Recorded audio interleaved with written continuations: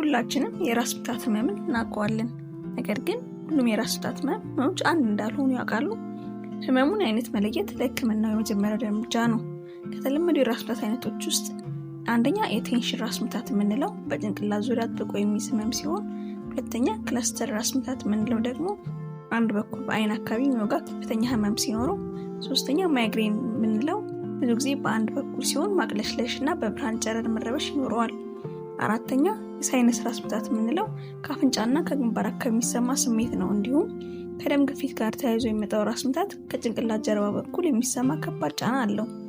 ከራስ ምታት መንስኤዎች ውስጥ ውሃ ለመጠጣት፣ በቂ እንቅልፍ ማጣት ወይም ለረጅም ሰዓት ስክሪን ማየትና ጭንቀት ዋነኛ መንስኤዎቹ ናቸው።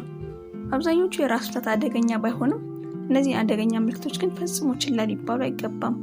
ድንገተኛና በጣም ከባድ ህመም ሲሆን፣ ከጭንቅላት አደጋ በኋላ የሚከሰት ህመም፣ ከትኩሳት፣ ከአንገት መገተር ወይም ከእይታ መጋረድ ጋር ሲመጣ እና እየባሰ የሚሄድና በተደጋጋሚ የሚከሰት ህመም ከሆነ ወደ ህክምና ሂዱ።